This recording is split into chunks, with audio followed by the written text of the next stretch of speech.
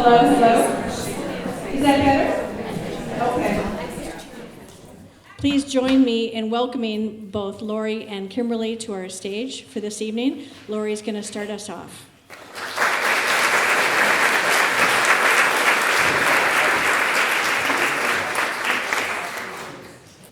When I was in high school, I had a job working in the children's room of the Duluth Public Library. This was in the early 1970s, the time when Maurice Sendak's picture book, In the Night Kitchen, first came out. And there was predictable outrage from a few people about a picture book for children that had illustrations depicting full frontal male nudity. Full frontal male nudity of a baby, that is. Some librarians elsewhere in the country painted little diapers on the book's character, Mickey. Some took X-Acto knives and cut off the offensive parts of the body. This was a way, they claimed, to keep the books on the shelves. The wonderful librarians that I worked for, Virginia Havernan and Eleonora McCorson, did not do this. They thought Sendak's book was delightful, and it was. Magical and weird and dreamlike. This was also right around the time when Judy Blume's novel for young teens, Are You There, God? It's Me, Margaret, was being challenged. I guess because it dealt with real things that real teen girls worry about. The size of their breasts, their periods, boys, and confusion about religion. Again, some people complained about this book. There is an odd belief among some adults that children wouldn't think about these things if they didn't read about them in books, which is, of course, nonsense. When you're a teen girl, this is pretty much all you think about. And so to find a book that reflects that is such a relief, so affirming and helpful. And yet, some adults thought the book was going to taint the innocence of their daughters, and they tried to have it banned. For a while, Mrs. Havernan and Mrs. McCorson put the Judy Blume book behind the library desk and only circulated it to people who specifically asked for it. And then after a while, the hoopla died down, and the book went back on the shelves where it belonged. I was very lucky to work in this library when I was growing up, and I was very lucky to work with two such level-headed, non-judgmental, humorous, and generous librarians as Mrs. Havernan and Mrs. McCorson. Even though I was in high school and terribly sophisticated, they were always pressing children's books on me, and I read dozens, if not hundreds, while I worked there. It was in children's books like Harriet the Spy and Anne of Green Gables where I saw myself, or more accurately, I saw a better version of myself. I saw feisty girls who pursued their dreams, refused to give in, fought back. Most of them wanted to become writers, and they wrote. This was not me back then. I was a pretty milquetoast little girl myself, shy and passive. But these books gave me hope and showed me how a smallish, bespectacled person such as myself could achieve things. Do you remember the last scene in Harriet the Spy when she lugs the typewriter upstairs and starts typing furiously? And she says something like, "Wait till the New Yorker gets a load of this." And that line delighted me so much. And it wasn't long before I sent my own short story to the New Yorker. And they sent it right back. Harriet the Spy, by the way, was banned in several states, including Ohio, because it encourages children to disrespect their parents and, of course, encourages them to spy. You have to think that people who ban books have a very, very low opinion of children and their ability to do any kind of critical thinking. I never tried to be Harriet the Spy. I never started spying on my neighbors the way she did. I wanted to be Harriet the Spy. That is, I wanted to be smart and independent and funny and a writer like Harriet. This is what books can do for children. Every child should have the opportunity to read books in which they see themselves or see better versions of themselves or find hope or inspiration or understanding. Every child, not just little white girls like me. This is one of many, many reasons why banning books is wrong and why we need more diverse books for children.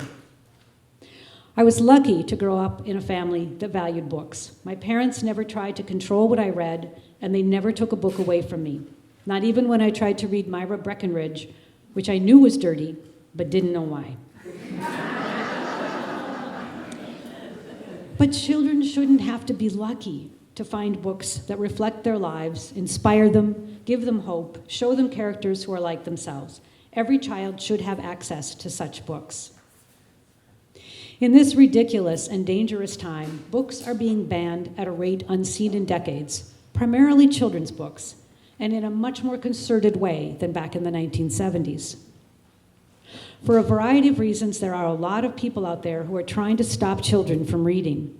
Not just stopping their own children, but stopping all children. Some states, Texas, Iowa, Florida, have passed laws that hold librarians and teachers criminally responsible if books they don't particularly like are found in school libraries or classrooms. Florida leads the way, banning more than 1,000 books this past year, but there are countless other books being quietly removed from schoolrooms and libraries out of an overabundance of caution or fear. These books, PEN America notes, leave no paper trail, and it's impossible to know how many or which books are being removed. Overwhelmingly, the books that are being banned now are books that are about GLBT children or about people of color. Overwhelmingly, these bans are of new books, because for so long, books that reflected the lives of children of color or gay or trans children were few or far between. And so the more these books enter the mainstream, the more certain adults fight against them. They're not just banning books for young adults or even middle grade. They're also banning books for very young children. Books that they fear or pretend they fear indoctrinate children. Frog and Toad, that classic tale of friendship, has been banned because there is a fear that Frog and Toad might be gay. A 50-year-old picture book called The Rabbit's Wedding by Garth Williams. You know Garth Williams, he illustrated the Little House books and Charlotte's Web. His book was banned in Alabama because one bunny was white and one bunny was black, and you know what that means. And nonfiction picture books don't get off. And Tango Makes Three is a true story of two male penguins in the Central Park Zoo in New York City who took in a baby penguin and helped rear it together. This book was banned in Florida and Texas because it apparently violates the Don't Say Gay law, although frankly, I don't think penguins say gay, at least not in English. These self-appointed censors are banning Separate is Never Equal, the nonfiction picture book by Duncan Tonatiuh, which tells the story of Sylvia Mendez, whose family tried to integrate California schools. Little Sylvia was turned away from her school and told to join the Mexican school instead. This book has been banned in Pennsylvania and Texas because it apparently made a white child feel uncomfortable. I think we should just sit and think about that for a while. There are also other ways to ban books, or at least to quash the sentiment behind the book. Love in the Library is a beautiful picture book by Maggie Tokuda Hall that I reviewed for the Star Tribune a few years back. It's based on the romance of the author's grandparents, who fell in love in the library at Minidoka, the internment camp in Idaho, where the United States incarcerated Japanese Americans during World War II. As with a lot of nonfiction picture books these days, including science and nature books, there's material at the back of the book that provides context and references. The book was not banned, exactly, but Scholastic Books wanted to reprint it and place it in classrooms all over the country. A very attractive offer for an author. But they wanted to be allowed to edit the text, removing the word racist and removing some of the context at the back. This is worse, but similar to, the solution of putting a diaper on Mickey in Sendak's book. It's what Sendak's publisher Ursula Nordstrom calls an act of censorship by mutilation rather than by obvious suppression. Tokuda Hall said absolutely not. So why is all this book banning happening now? Because books are powerful, because books are democratic, because there is no better way to understand yourself and others, most importantly, to understand others, than through stories. Think about how much books meant to me as a child. And then think about how there are forces out there trying their hardest to prevent other children from finding that same inspiration, that same hope, that same feeling that they are understood somewhere by someone, that they are not alone. Last week I spoke at an event, and afterwards a man came up to me, a man about my age, and he said that if, as a teen, he had read even one book in which there was a gay character portrayed in a positive light, it would have saved him more than 20 years of anguish. Just one book. In those years, there were none. There are books now, but elected officials all over the country are trying to make sure that this current generation of readers does not have that comfort. When I was asked a few months ago if I would speak here tonight, I started saving news stories about book banning. The file grew big, so quickly, that it became clear there was no way I could keep up. There has always been book banning, dating back to Savonarola in the 1400s. Actually, in his case, it was book burning, the original bonfire of the vanities. And the bans probably go beyond before that, but never before have books been banned at the rate they are now. The calls for bannings come from many directions, from complaints from sometimes just a single parent, from religious groups, from school boards that are afraid of legal backlash, from new state laws that make individual teachers and librarians liable for books that have sat on the shelves uncomplained about for years. The Washington Post recently profiled a woman whose goal is to have one book banned every week. She has been incredibly successful. One person, in many cases, that is all that's needed to take books away from all children. She lives in Virginia, and she buys the books on Amazon, which makes her evil to begin with, right? She reads them, she marks up the passages that she finds objectionable, and then she files complaints. Since she started doing this, thanks to her and her alone, her school district has banned 35 books. Before her, they told the Post, they got maybe one complaint every 5 to 10 years. This woman, Jennifer Peterson, is hell-bent on removing all books that have any sexual content from school libraries, including Toni Morrison's Beloved. I don't understand why parents are so afraid of sex. Without sex, they wouldn't be parents. Believe me, kids think about sex even if they don't read about it in books. It is not books that put these ideas into their heads. It's being human. And while sex is one big reason for banning books, most book banning these days are of books for children that contain racial or GLBTQ content. And I think if you do any digging, you will find that throughout history, most book banning has been of books that try to give recognition to or understanding of people who are not in the majority. People of color, gay people, trans people, books that tell stories about their lives, experiences, and history. These are the books that are being quashed. The first book that was banned in the United States was a book called New English Canaan by Thomas Morton, which was published in 1637. It was about the flora and fauna of America, but it was also critical of the Puritans, their restrictive ways, and especially the way they treated the indigenous people. The other colonists saw Morton as a threat to their way of life, and they didn't just ban his book, they destroyed it. I believe there are 8 copies of this book left anywhere. In 1931, China banned Alice in Wonderland because of concerns that animals speaking and thinking on par with humans was insulting. It was feared that the book would teach children to regard humans and animals on the same level, which would be, they said, disastrous. You might think this is ridiculous, and it is, but in 2006, a religious group in Kansas banned Charlotte's Web for the same reason, because of the animals talking and also because the book dealt with death.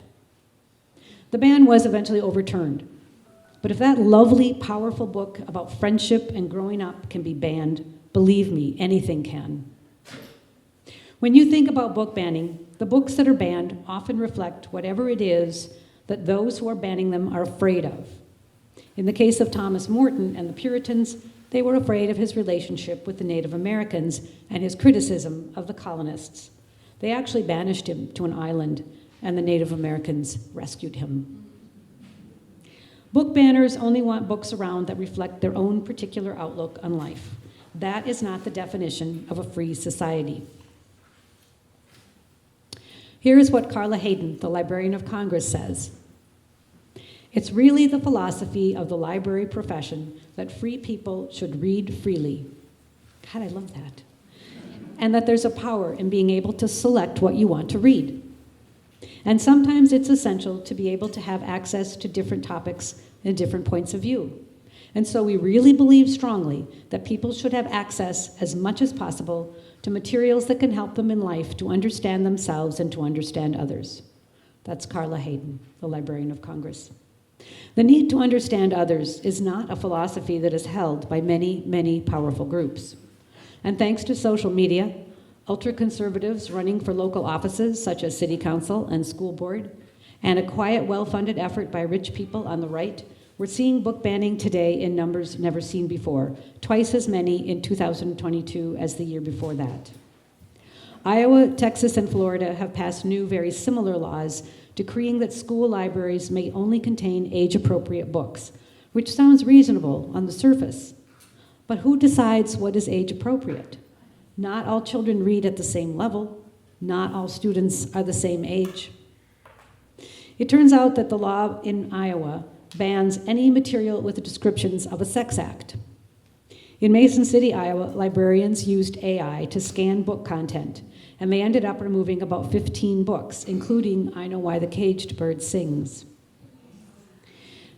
The use of AI was briefly controversial, but Bridget Exman, the assistant superintendent of curriculum for Mason City Public Schools, explained in a column for the New York Times that it was simply not physically possible for the library staff to read all of the books looking for sex, and so they deployed AI.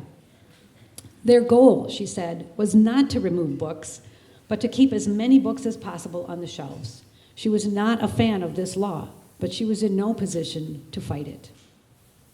In her column, she wrote, "We were forced to silence the marginalized voices represented by Alice Walker in The Color Purple and Toni Morrison in Beloved. We've been compelled to lump together childhood sexual assault and sexual violence with pornography and remove Maya Angelou's I Know Why the Caged Bird Sings and Margaret Atwood's The Handmaid's Tale." She sounded heartbroken in her column. In Texas, the law resulted in hundreds of books being pulled from the shelves, including, briefly, a picture book about crayons in which one crayon lost its wrapper, thus becoming naked. And another book in which a cartoon boy is depicted with a bare butt. Both of those books are back on the shelves, but this is a chilling reminder that nothing is safe. Fear. It always stems from fear, doesn't it? Fear of the other, fear of children thinking about sex, fear of people reading alternative opinions, fear of losing power, fear of loss of control, fear that people will learn that the United States is not perfect, fear that people will understand and abhor our racist past. Information is power. The more informed a person is, the better choices they make, the better they understand other people, and often the more tolerant they grow. Democracy and literacy are linked. This is why slave owners wanted to prevent enslaved people from learning to read and write. This is why some cultures don't want women and girls to be educated. It's all part of the same philosophy that bans books. It's a philosophy that wants to control what people read and even which people read. Banning books is also done sideways, not through out-and-out bans, but through threats. In the Twin Cities, a group of Muslim parents has threatened to withdraw their children from school because of a curriculum that includes books with gay themes. The school has said it will provide alternative books for any students who want to opt out, but parents want the books removed altogether. The ironic thing is, the Muslim population in this school has been growing steadily because the school is so open and diverse. But those same parents are objecting to a certain kind of diversity. This also happened in Montgomery County, Maryland, earlier this year, the bluest, most liberal county in the country. In that case, it was 3 families, just 6 parents, who sued to remove everything from picture books to YA books because of gay themes. While the great majority of the banning comes from the right, it must be noted that there are also rumblings on the left of people who believe that certain books are not enlightened enough and therefore should either be edited or canceled. These are not equal problems. The right is doing far, far more damage than the left. But it is worth noting that this is a very complicated issue and things are happening on all sides. Elizabeth Gilbert, who wrote Eat, Pray, Love, received so many objections about her forthcoming novel, The Snow Forest, that she ended up canceling the book herself before it was published. It was supposed to be published this coming February, and now it will not be. The objections came from Ukrainian readers and people supporting Ukraine in the current war, who flooded Goodreads with objections. Gilbert's book is set in Russia in World War II, and it's a fictionalized account of a true story about a family that so objected to the Russian government that they removed themselves from society and went to live in Siberia. It was not a pro-Russia book by any standards, but still, the complaints flowed in, and Gilbert decided it was best not to publish this book at this particular time. And just this week, Palestinian writer Adania Shibli, a finalist for a National Book Award, had her prize ceremony and her talk withdrawn from the Frankfurt Book Fair because of Hamas attacking Israel. I am pretty sure that Shibli had nothing to do with Hamas attacking Israel, but we don't live in logical times. There is cowardice everywhere, factions that allow no room for compromise, and mostly what gets caught in the middle are children of color, gay or trans children, or white and straight children who want to better understand children unlike themselves, or who just want to read a good story. They are being denied books at a furious clip. And of course, it is old news that some classrooms have removed Mark Twain from the curriculum because of his use of the N-word in books like Huckleberry Finn.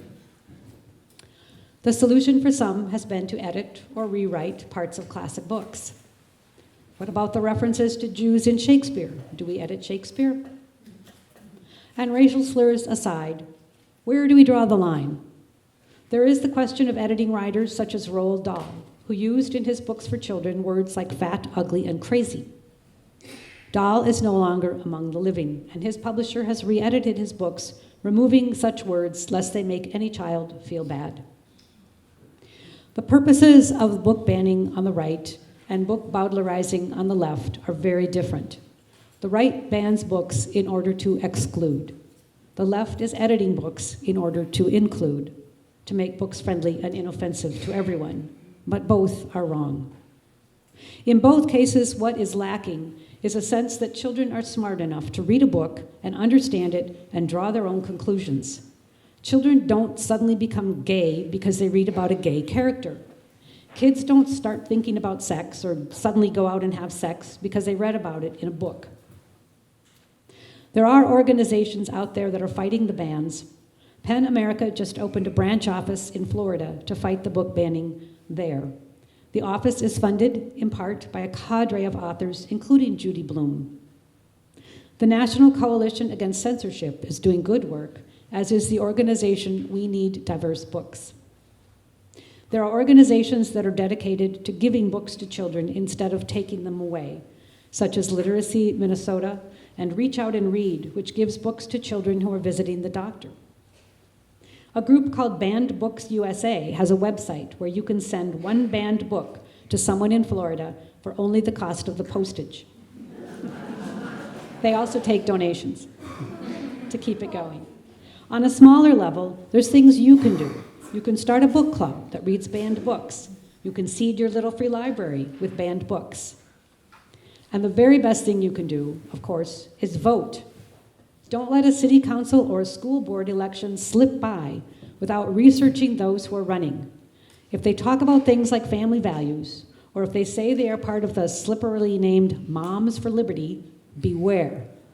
That bill in Iowa that forced librarians to remove books, it was called the Parental Rights Bill.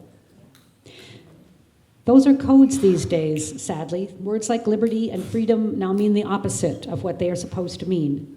It is not surprising to me that George Orwell's 1984, with its newspeak and its emphasis on controlling thought by controlling words, has long been the most banned book in America. Thank you.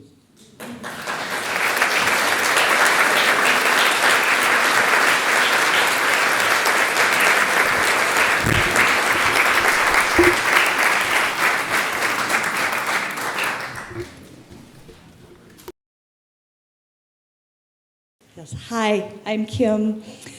Wow, Laurie, thank you for that beautiful presentation and those detailed stories, because I don't have those. I've got more broad brush strokes. I've been in public libraries for 30 years, and I served as president of the Intellectual Freedom Committee 25 years ago. Back then, the big question or the big issue was about filtering computers, because we can't have anybody, or especially kids, have access to anything that we don't want them to. One of the things that they did, and they were successful in doing, was they tied funding. It's constitutionally not allowed for public libraries, entities like mine, to prevent adults from having protected speech, to having access to protected speech. But gosh, we're gonna take funding away if you don't put these filters on that may restrict access. Well, you know, the internet had a lot of stuff on it that wasn't always a friendly place, and so people just kind of let that go. Okay, well, now we're seeing it in terms of books. And it's happening on both sides. There are some states that we will restrict funding if you don't ban these books. And I learned recently, again, the news and keeping up with it is a full-time job. It's kind of impossible. But Illinois is going to say, if you ban books, then we'll take away funding. So it's kind of interesting. I'm going to try and set the stage a little bit about, and I know this is really hard to see, and I am even grateful that I had some chance, but the reason I wanted you to see this is because of this graph right here. In 2021, I went to the Public Library Association annual meeting, and that's when the banned books in that year reached 729. That was a record high. You can see the trends going all the way back to when they started collecting this information. I thought, wow, something's going on here. This is serious. Well, 2022 came along and boom, doubled. Libraries have become the proxy for the culture wars. And they are taking the culture wars to the libraries in the form of book bans. 2023 said, yeah, hold my beer. This is the data that came out in August, and the amount of attempts to ban materials has already exceeded the record high in 2022. It's crazy. 3,923 titles have been targeted for censorship. In 2022, 90% of all challenges were a part to ban multiple books. 92% in 2023. What's really of concern is the prevalent use of lists compiled by organizations, Moms for Liberty, kind of ironic name, isn't it? I don't think anything that's less, okay. It's the antithesis of liberty, but they have compiled books. And, 12% of the cases were banning 2 to 9 books. I've got the list, I'm going to submit it, you're going to request to ban 2 to 9 books. 38% involved banning 10 to 99 books. And these are the states, you probably can't see them, where more than 100 titles were challenged at one time. That would be Colorado, Connecticut, Florida, Idaho, Missouri, North Carolina, Ohio, Pennsylvania, Tennessee, Texas, and Virginia. That's a lot. And as a public library, our policies, which I will get to in a little bit, need to be ready for this, right? And this is something that should be frightening everyone, right? And the other thing is the schools, they have a little bit different role than the public library. Schools, because the kids are in the care of the teachers and the librarians, they are held to a little bit different standard. They have I'm going to screw up this Latin term, but imparential locus or whatever, something like that, where they are like responsible for the kids. Public libraries, we have a very different take. You're responsible for what your kids read. And, we don't have that same role. Schools have been very much targeted in the recent decade, but that is starting to shift. And we're seeing more and more of the challenges reaching the public library. I have a next slide, which you're not going to be able to read, and don't even try. The handout that I had at the back listed all of the top 13 books that were banned in 2022. And as Laurie pointed out, there are some themes that you can see in the books that were chosen to be banned. They are about people of color and the people of color's lived experience, and they're about books that have LGBTQ themes in them. And if you listen to the politicians, they will tell you, we're not banning books, we're curating them. We want to make sure that our schools and library have the best books. Those books are still published. People can still get at them. We're not restricting the publishing of them. We're just curating what libraries can have. Do you buy that? Yeah, neither do I. One of the things that, I love this quote by, do you have the quote there? No. Do you have the quote there? Okay, sorry. I've never been so far away from my slides before. Children's author B.B. Alston says, when you erase the history or experience of one group of kids to protect another group of kids, you are also saying there's some groups that deserve protecting and others that don't. Think about that. Some kids need to be protected. Well, the fact that these other kids exist, have stories in their lives, I will tell you, for LGBTQ kids, this is a life and death issue, being able to have access to their lived experiences that tell the story. One of the many jobs I have at Rochester Public Library is to manage a bookmobile. And I have a diverse collection because that's our collection development policy says we should have a diverse collection, and it should represent our community, that everybody who walks in the door should see themselves reflected in some way. There is a book, don't remember the exact title, but My Mom is Tall, My Mommy's Short, something like that. It's a contrast, the kinds of books that are really good for kids to learn the difference between tall and short and big and small, red and black, all those different things. But it just happened to be a family with two moms. And mother called me and she said, I don't think you should have this book. I was shocked that my child found this in the picture book section, and I want you to remove it. One of the things with our selection policy is the person who buys the book, that would have been me, is the first line of defense. I'm going to submit that maybe isn't the best idea, and we'll talk about that a little bit later, because, I'm pretty good at preventing self-censorship, but not everybody is, okay? That mom, I wrote her a nice little letter. I said, thank you. Thank you for paying attention to what your kids check out. I think it's great that you're monitoring their work, the things that they're checking out, and I think it's great that you can explain to your children your values. We want that to happen. However, I bought that book because there are families in our community that resemble that. And maybe your children go to school with them. So appreciate your concern, but we're going to keep it. Oh, and if you disagree with me, you can write to the director. And if you disagree with the director, you can take it to the library board. That's fine. Okay, thank you very much. That's how the process is supposed to work, okay?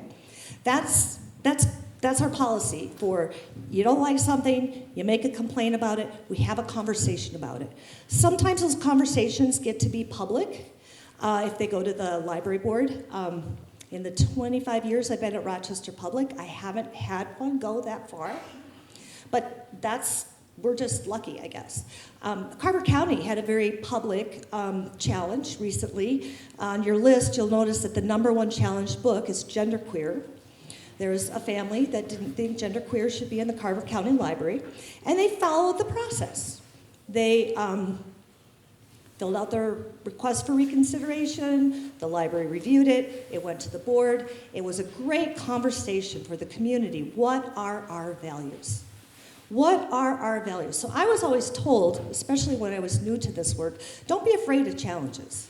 They give us the opportunity to talk about our democratic principles and what is important to us. Don't be afraid of it. Well, that's great.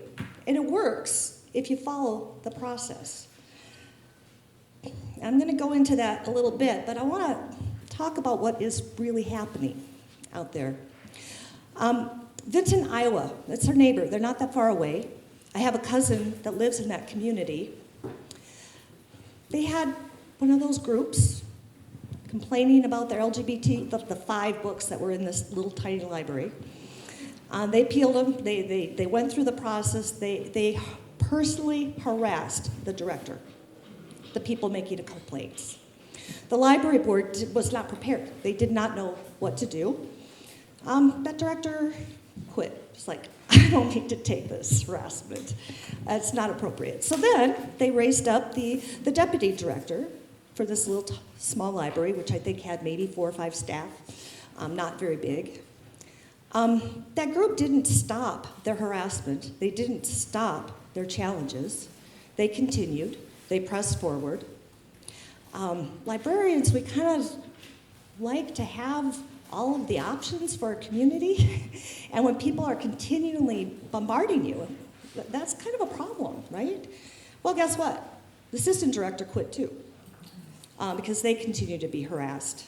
And that library had to close. Had to close. So because one parent, or a group of parents, my cousin tells me there are about 10 people involved in this, of this small town, complained, made such a stink that now the whole community lost access to everything, not just those 5 books.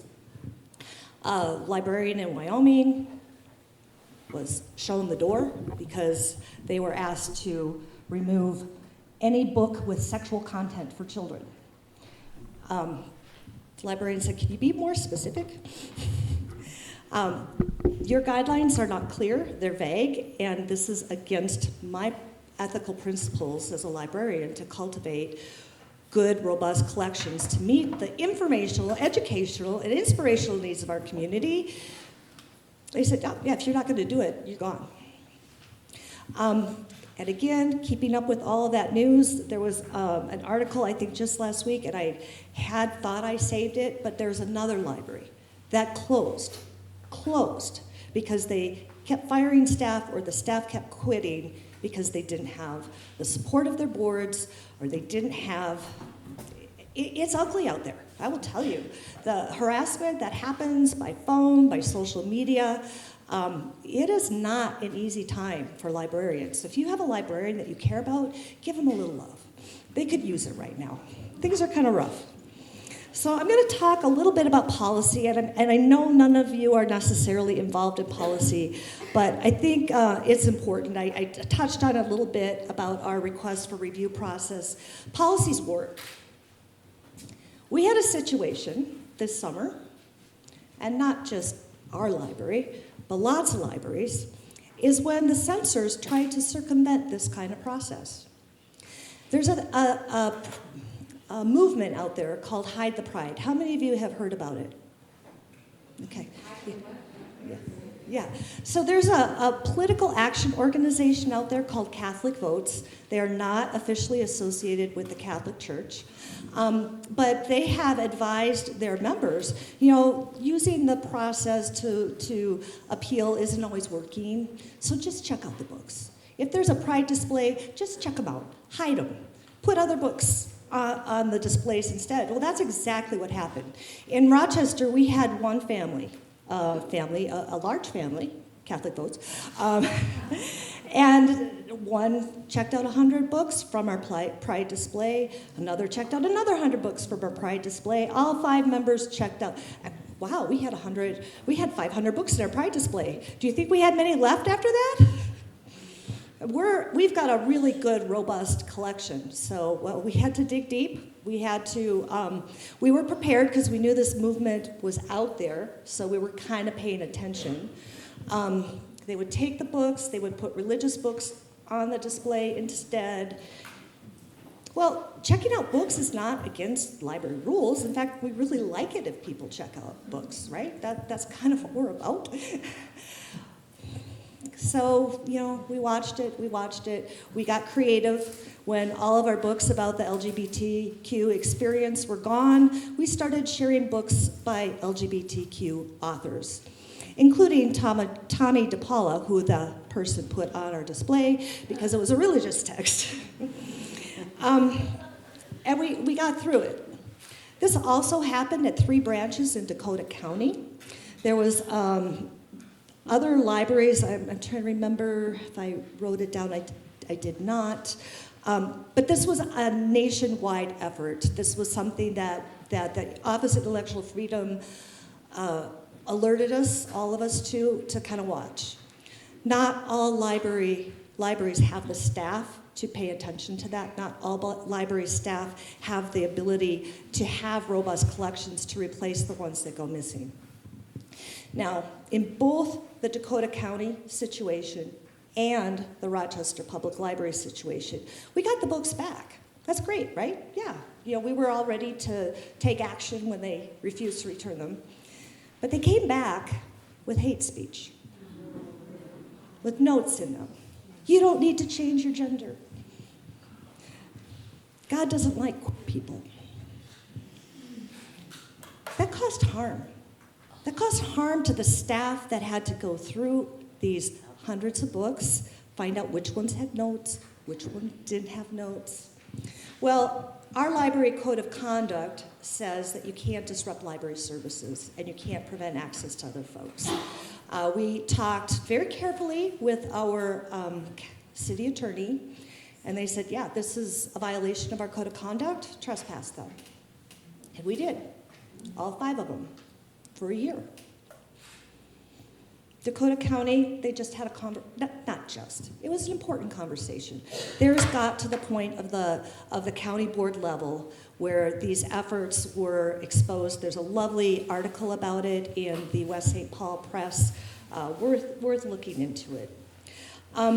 But you know how I mentioned the Vinton library situation? It's really important for your library boards to be prepared for these kinds of issues. Not being prepared can be a real problem. And so I gave this really wonderful, similar speech to our board a year ago. And that's our review process. Oh, sorry. I got distracted. Apologize. I'm going to tell you about our policy. I'm going to skip and then go back. So I had this very fiery speech, and are you at the little quote? Yeah, okay. So, all of our board meetings are recorded, and I was talking about book banning, and our library board, was amazing. They said, yes, please. We want to, I'm going to do that one, I'll come back. We want to support you, and we believe in what you're doing. They had a lot of questions for us about the kinds of challenges that we've had and how we've handled them, and was very clear what their role is. They approved this resolution. Actually, we brought them a resolution, and they said, okay, we'll approve it because Banned Books Week is next month, but we want you to come back next month with something even stronger. That was so awesome. And this is what their resolution says. So it's very clear to our community where the library board stands, and that the Library Board of Trustees supports the library mission, welcoming all to connect and learn. The board upholds the library's values, including respect for intellectual freedom, especially as libraries across the nation are facing the rise in book challenges. Resolved, the library's collection development policy supports intellectual freedom for all RPL users, and be it further resolved that the board condemns censorship and book banning in all its forms. I am so proud to work for that organization, and unsolicited, before the board passed that resolution, we got an email because people were reading about book censorship. And this is a library customer. She said, I have been an avid reader since my dad first taught me to read when I was 5. And I would hate that other kids to miss that opportunity for adventures and exposure to new worlds that books can bring. I love our Rochester library. The bookmobile got me through the pandemic and the lockdown with spirits intact. I am glad that you are safeguarding it and its mission. And that goes, so I got to change the order of these for future presentations. That goes back to, as scary as all these book bans are, and I have to tell you, I started being asked to give these speeches to non-librarians, and it's kind of scary because librarians don't ban books, but other people do, and what are the Kiwanis going to think? And the thing is, voters, they don't want to ban books. If you ask them, and across the political spectrum, the majority of voters, 71%, oppose efforts to have books removed from their local public libraries, including 75% Democrats, 58% Republicans, 58% independents, and yes, 70% Republicans. Most voters and parents hold librarians in high regard and have confidence in their local libraries to make good decisions about what books to include in their collections. So how these politicians who are banning books keep getting elected, I don't understand it, because the voters say, no, that's not what we expect from our democratic institution, which is a library. 9 in 10 voters, that's 90%, and parents, 92%, have favorable opinions of librarians who work in local public libraries and school libraries, including 66% of voters and 65% of parents who are very favorable toward librarians. The community is on our side, and I think that's evidenced by the fact that you're all here. You care about these issues, and there is a role for you, a very important role, and that is the role of advocacy. The American Library Association has an organization called, there's a lot of different organizations. United Against Book Bans, and the American Library Association, they have toolkits. So if the censors come to your community, you do not have to do it alone. There are toolkits and resources out there. You can get support. You can get support from the American Library Association, the Minnesota Library Association, and this toolkit is really helpful.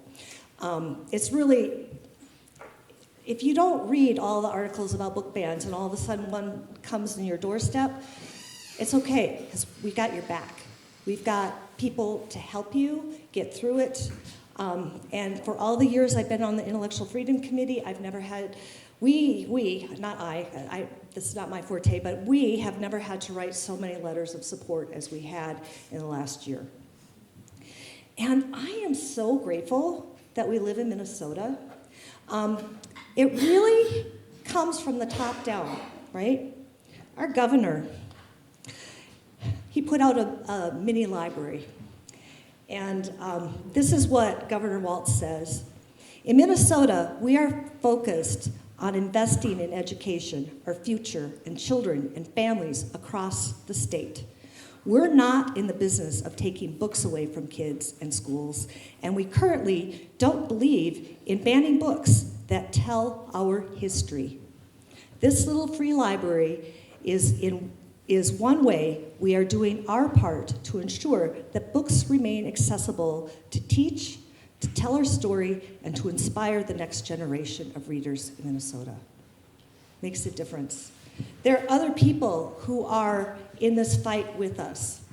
I had the pleasure of hearing speakers from the Brooklyn Public Library, and they have this amazing program where any teenager in the United States who wants access to their collection, their digital collection, including banned books, can get it. They just have to write a little letter about why they want it.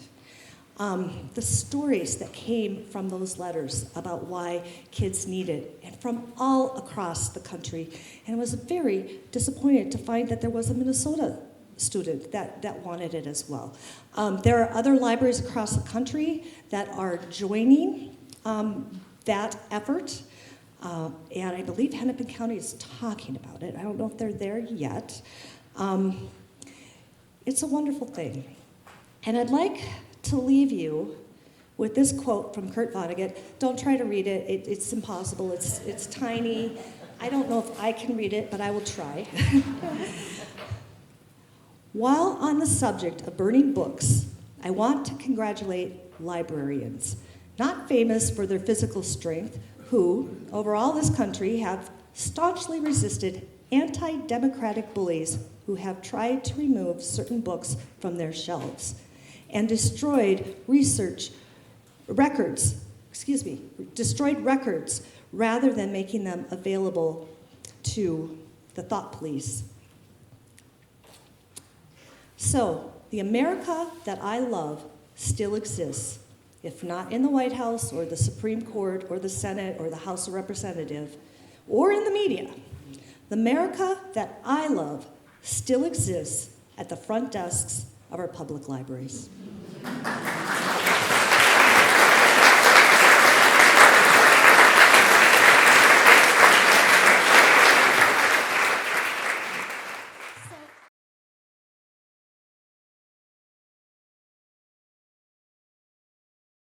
So the first question I have is, what is your opinion of MoveOn.org's intention to distribute banned books free of charge? It is never, ever a bad thing to get books in the hands of people. And one of the things that I love about banned books is they challenge you. They challenge you to think, they challenge you to question your values, and they're awesome. They're really good books. So yeah, write on, move on. I don't have a better answer than that. I think I agree. Getting books to people is always a good thing. And I'm not familiar with that particular program. I mean, I've heard of Move On, but I didn't know they were doing this. But it's similar to the one I mentioned at the end of my talk, where you can ban Books USA, where they will send a book to anyone in Florida that you want to send it to, and I'm assuming they're all going to Ron DeSantis, but maybe not, free of charge except for postage, so I think that's great. Thank you. What is your favorite banned book?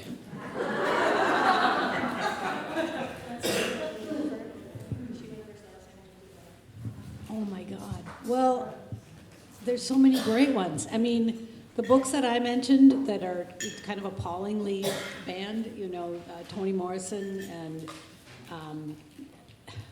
The Rabbit's Wedding. I mean, I was looking earlier tonight with a friend at the list of the banned books, and she had read all but one and was like really eager to go get that last one. And I think that is a really good philosophy.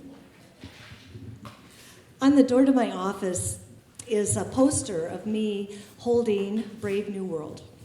That is my favorite banned book from when I was younger.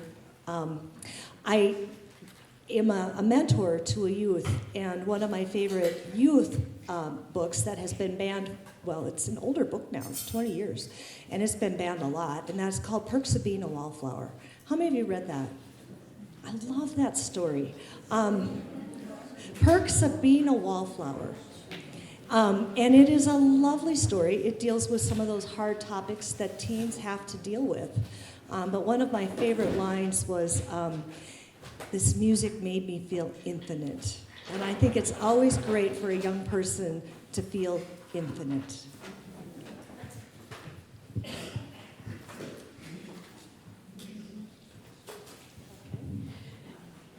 Do you feel having age-appropriate books is same as banning? Example, grade school kids having adult content books.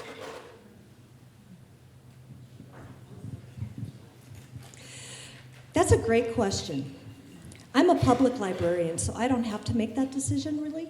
I mean, we have youth books in the youth section, and we have adult books in the adult section, and it's up to the parents to monitor how their kids are going to manage the book or use the library. And I don't want to limit kids, right? If there are kids that are eager to read something, I want them to have the opportunity to do so.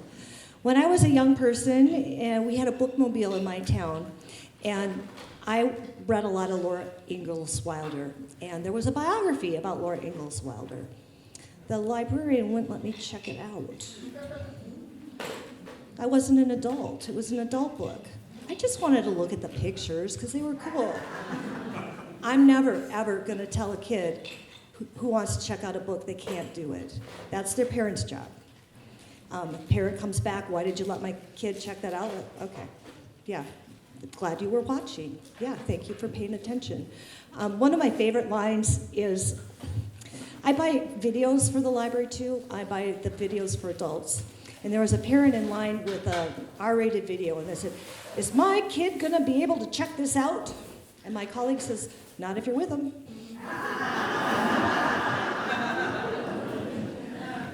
That's great. This is a hard question for me because age appropriate can mean so many things. Not all kids are at the same maturity level. Not all kids in a class are the same age. It's a really hard thing to define. I know that one of the most banned books right now is a book called Genderqueer, and it is a graphic novel.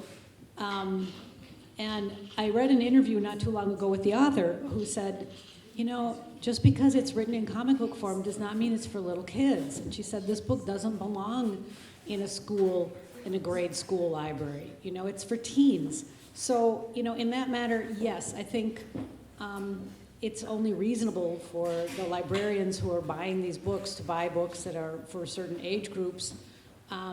But beyond that, I don't know what's adult and what's not adult. I mean, 14-year-olds, 15-year-olds are often interested in topics that are what are considered adult topics. And I think that books should be available for kids. But yeah, you don't want sexual books like Genderqueer to be in a third grade library. Just because it's all pictures doesn't make it for little kids. What is your opinion on digital books, copies of banned books that still can be accessed on the internet?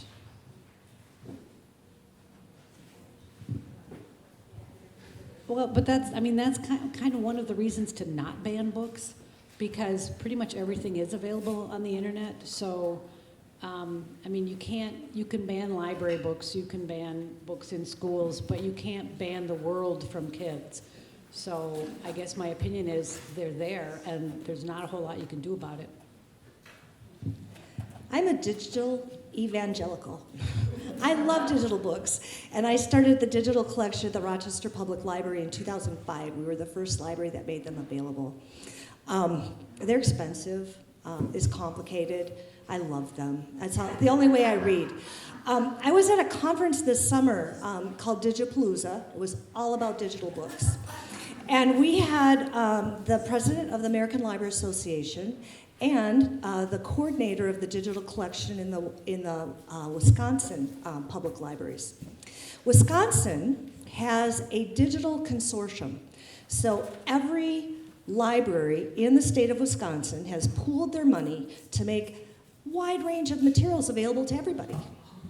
Well, there's some school boards in Wisconsin that have banned certain books. That's just the reality of the situation. And the provider of that digital service had to figure out a way to restrict access to the students in those school districts for the books that were officially banned by their school district. So we want people to have digital books. Sometimes it's like those kids that are getting the Brooklyn Public Library access, that's the only way they can get access. So what they told me at Digipalooza is that our provider is having to waste a lot of time to follow these new restrictive rules instead of investing in making digital books less expensive, easier to access, and all the other things that we're trying to do. Okay. It says, it starts out, the majority of people in the U.S. Oppose banning books. That was from your 71% opposed, 29 support. However, since 2022, there have been an upsurge of complaints, and many people believe it is due to many things. One, political change in administration. Two, too much of change and too fast of a change in our cultural values. So with that, wouldn't it be appropriate to do some reflections of sort, solutions that work for the community at large, age-appropriate books, books by grade level, the common understanding that sex agenda-related books be set aside for children above a certain age. In other words, work with your community. Thoughts on this?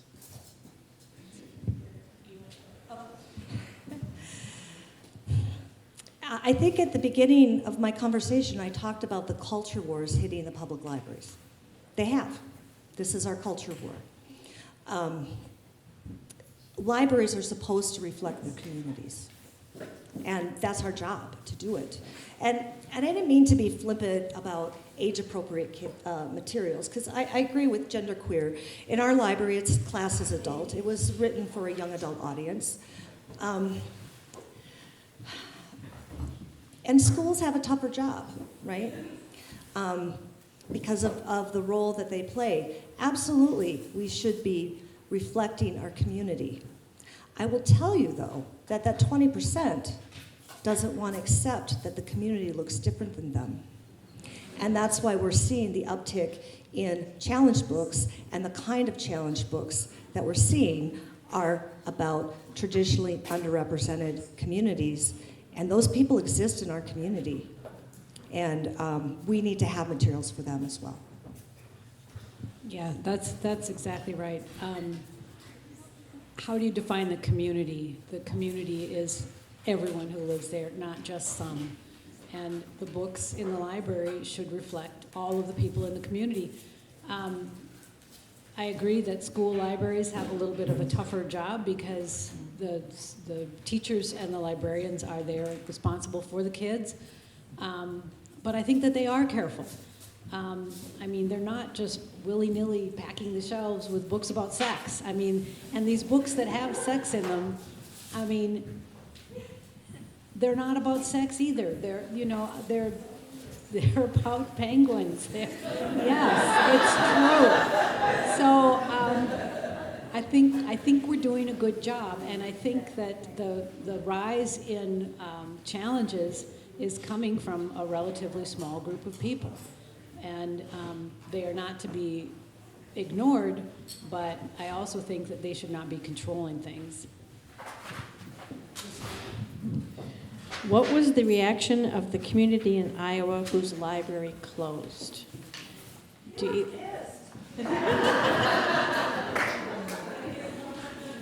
Excuse my French. Yeah. My cousin who lives there, I talked to her, I said, how do you feel about your library closing? She says, it's ridiculous. She said, it angers me that 10 people in our community shut down a resource that was for everyone, right? So no, they weren't happy about it. And that's why it's important to recognize that you have a role.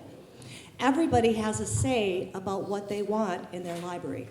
And in a way, it sort of goes back to that conversation. What are our cultural values? What does our community believe? If you have upfront conversations that you're prepared for, when it comes down to, okay, you don't want your kid to read that? Don't let him read it. Really, it's okay. But you know what? My kid has different values. And they should be able to get to read what they want, too. One of the slides that I either forgot or skipped through was a survey of parents.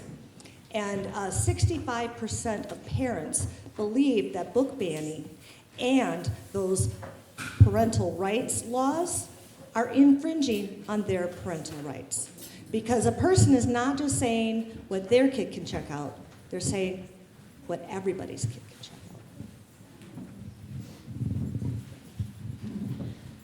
Many on the left seek to suppress speech that makes them uncomfortable, such as the protests against allowing Justice Barrett speak at the UN. Do you see this approach extending to books? Well, I wouldn't say that it's many. I think there's always been protest on all sides in America. That's one of our freedoms. That's one of our rights. And I think I did talk a little bit in my talk about what's happening on the left with trying to make books more palatable and thus bowdlerizing them. It's a great word, but hard to say. But I don't see that as a majority thing on the left, and I also don't see them banning books outright. They do. I'm sorry, they do. In Canada, they are restricting books older than 1980 because they don't think it reflects current values. Because they're not woke enough, right? So it works other ways. I'm going to be talking to some University of Minnesota alumni on Tuesday, and I'm going to be speaking with the director of the curling collection at the University of Minnesota. I don't know if you're aware of this, but they put together a wonderful exhibit for adults that was historically accurate and contextual of the history of children's literature. And they had books in it from Dr. Seuss, who's racist and anti-Semitic. And they had Little Black Sambo. I was read Little Black Sambo when I was a kid, right? And there were people that were hurt and upset that the curling collection would dare to have such an exhibit because of these horrible, racist, and terrible books. I will tell you, I shouldn't tell you, but I do, I'm gonna. There are some authors that don't get on display. Sherman Alexie, his books speak to the indigenous experience. I like reading Sherman Alexie, but he's a sex abuser. And so there are people that don't want to highlight his books because of his personhood. So there are some staff at the library who will never put a Sherman Alexie book or movie on display. So it does happen in both ways, but they're motivated different, right? They're motivated differently. I think we should be concerned about all of them. I think about the history of children's literature. It is our history. That was a story that was read to me as a child. How can we possibly understand current racial tensions if we can't honestly look at our history and how the stories that were told to us shaped that? So, yeah, they do, and it's bad all around, but they're not 10 people doing petitions for 100 books in several states. Give Sherman Alexie some love. Those gay tendons that had to run. I talked to him, and he was upset that Penn was not confused. The second most banned book in America, I guess. And part of that piece in Spokane, which is very near Idaho, they banned all of them. Okay, how are books selected for your library? What is the criteria? I love that question. It is the favorite part of my job. And it's hard because there are more books that are published than I can possibly buy for the collection. So I do rely on book reviews from the authoritative press, Book List, Library Journal, Kirkus Review. There's a number of them. If it gets a good review, I look at that review and I buy it. I also look at author's track record. Are they popular? I'm of the opinion to give them what they want. It means I buy a lot of crap. I I do. But I also buy a lot of good stuff. And if it's gonna go, it's because that's something our community wants, right? So the danger of selecting books based on reviews is that books that represent underrepresented stories don't always get reviewed. And I think the author can speak to it a little bit. We were talking before tonight about how hard it is for some small presses to even get that exposure. Yeah, that's a very good point. I edited the book review section for the Star Tribune for 15 years, and over those 15 years, I watched really wonderful book sections in newspapers elsewhere fold and lay off their staff. The Dallas Morning News laid off their books editor, great guy. The Miami Herald, they reassigned their books editor. She now reviews restaurants. Like, if you can review a book, apparently you can review a restaurant. Actually, she's doing a great job of it. I'm glad they didn't ask me to do that job.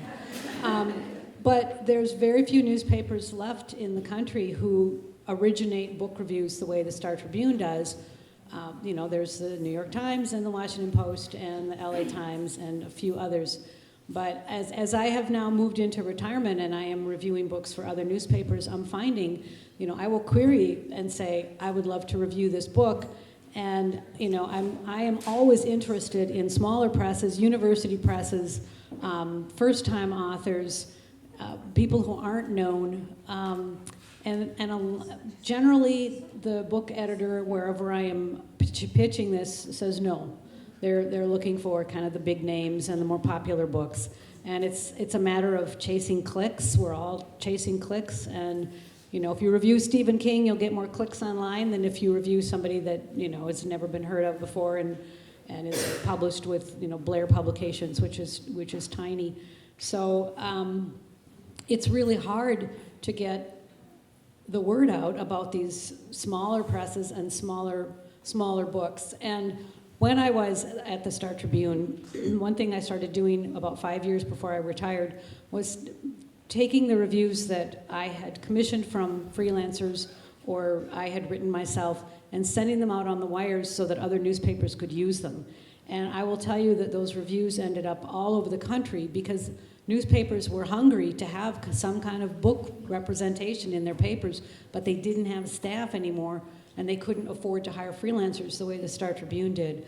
So there was one guy who reviewed a book, and he's not normally a reviewer, he's actually a musician, but he reviewed this book about Woody Guthrie, and he was so excited to find out that his review was going on the wire that he tracked how many places it went, and it ended up in 72 different newspapers, and he was like thrilled, but I was really thrilled, because that meant that the work that we were doing in Minneapolis for the Star Tribune was seeding newspapers across the country and letting them know about books that otherwise they may never have heard of, because these books are often not reviewed elsewhere. And our final question, how can we support librarians in asking to keep those books flagged by banners? Read them. Ask for them. Pay attention to what's happening at your local board meetings. They can be kind of boring. I own that. But pay attention, because there are people out there trying to cause trouble. Be part of an advocacy network. There's a group of people in Rochester that wanted to make trouble at the school board.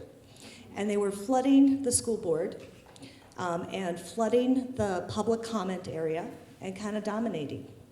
Well, nice little advocacy network out there that says, hey, this is happening. If you care about our students and you don't want these people to take over our school board, please come. If it's only to take a seat at the table, to fill a seat so that they can't have all of them. There's a role for you. Check out United Against Book Bans. That is a great way to plug in to what's happening in your community, to get the news alerts, and check in with your local librarian. Ask them how you can help. Become a friend of the library. We very much depend on our Friends organization and our foundation to be our advocates when our back is to the wall. It is much easier for you as a community member to speak up than it is for a staff person. Well, I want to thank you all for coming, and I want to thank our guest speakers for coming to inform us about this topic and sharing their knowledge with us. How about a great round of applause for Kim and Laurie.